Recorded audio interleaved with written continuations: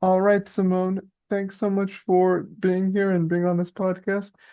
First off, just tell the audience a little bit about yourself and how you got started in the mental health space, and we can go from there. Wonderful. Yes, thank you for having me. So, licensed marriage and family therapy, like couples that are married, but couples that have been in long-term relationships and families. And I got into the mental health field quite some time ago. So I had an interest of it all throughout. Wanted to be a psychologist, and I got my master's in marriage and family therapy in 2018. And I started working in community mental health as well as currently work with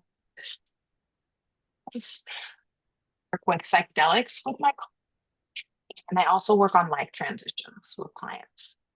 Hmm. Yeah, your audio cut a little bit in and out from there, but yeah, I could hear you perfectly. Um, Okay. so um, but let's move on. So second of all, tell the audience a little bit about what you do currently now in your private practice. So I own a group private practice in Pasadena, California. It's also virtual throughout California, and we focus on couples at all different stages, experiencing all different types of experiences, lived experiences. And I also do psychedelic work with clients in which we use ketamine to help them get through treatment-resistant depression, anxiety, and trauma. And then the other thing that we focus on is both individuals, couples, and families regarding any type of life transitions. Mm-hmm. And what sorts of modalities do you use in your work? I know you said ketamine assisted psychotherapy, but is there others? Yeah, so I am attachment focused. I really look at the attachment bond in a relationship. So between two people, if it's the couple, or between child and parent. So I really utilize attachment focused work in understanding the family and what's going on, past influences, and just how all people who are involved interact with one another. Yeah, I love the attachment theory. It's so fascinating. So tell me, like, what do patients, who come to see you, what do they sort of say? Like, what sorts of things do you notice when they come in with whatever problem they may have? Yeah, so I get clients from all different walks of life and coming in with a variety of concerns. And usually, what I hear from people is that they are kind of either at their wits' end or exhausted or feeling stuck, like not knowing what to do and how to move forward. And so some of the things that they'll say when they come in is like, I've tried this thing to help me, or I've tried that thing to help me, and it's not working. And so I'd like to see what else we can do. And so that's usually what they come in and say. Mm-hmm.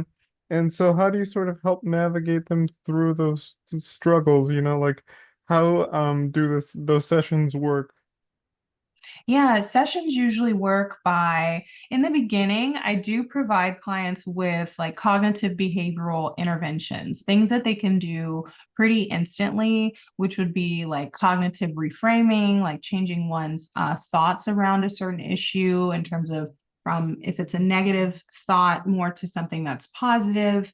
We do behavioral activation, which, essentially is starting new behaviors, beginning new behaviors. And then once they have those set of tools, we move into a space where it's more attachment focused. I start asking questions around, who did they grow up with? What were their support systems like with family and friends? What is their relationship like currently with family and friends? And, what are the things that are working? What are the things that maybe not working? And then what are their strengths and maybe areas of growth in their opinion? Mm-hmm. And so what have you learned in doing this kind of work? Is there anything that you sort of take away from, you know, like talking with your clients?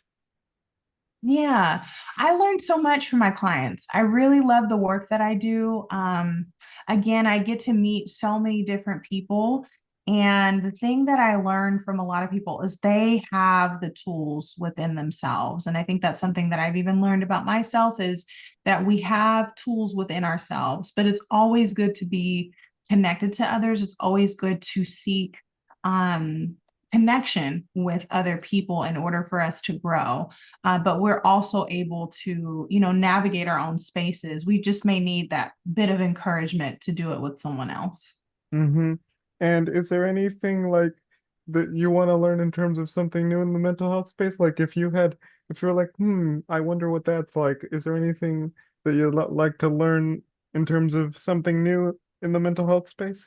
Yeah, I'm really curious about, which is very random, I would say, but I'm very curious about dreams and their kind of relevance to people's lives. I know some people can imagine, dreams not being that big of a deal, whereas other times people really want to interpret their dreams. And so I would like to learn more about that, bring that more into the space. And then the other thing that I would say that I'm curious to learn more about I would say that I'm curious to learn more about like group dynamics, getting random people together in a group to talk about a certain topic. I don't think I haven't done that in so long. And so really just seeing what group dynamics look like, especially after the pandemic. Mm-hmm. So kind of like a support group, like where everybody, where everybody's in like a circle talking about their experiences. Yes. Mhm. Oh, that's cool. I've never really thought about the dream aspect as well, but I'm also curious to learn more about that. My last question is, I don't know what sorts of mentorship you got when you became a licensed mental health counselor, but the reason I ask that is because, the people that are wanting to enter the mental health field and do what you do, how can they sort of be prepared to be in the mental health space, I guess. So it's kind of a two-parter. So like what you learned from a mentor if you had any, and also the tips and advice that you would give to those entering the mental health space.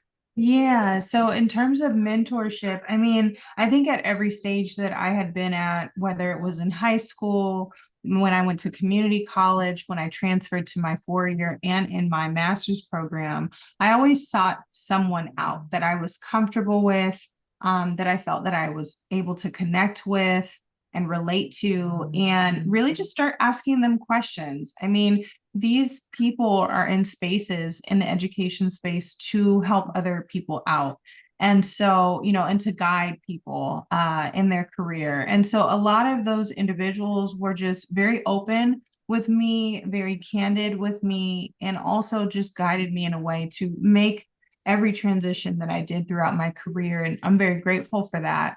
And as far as for people who are looking for mentorship, I would say the same thing, not be afraid to ask other people within the educational space to be a mentor. And even if it's outside of education, when looking for mentors, it's people who are doing things. You can always ask someone if they have the time, even if it's 15 minutes of time, 30 minutes of time, or an hour of time. And depending on the frequency, on a weekly basis, a monthly basis, whatever, but just making those connections with other people so that you can get what you need in order to be successful. And you may not know what that means and what that looks like, and that's okay. We all don't have to have those answers. Okay. Alrighty.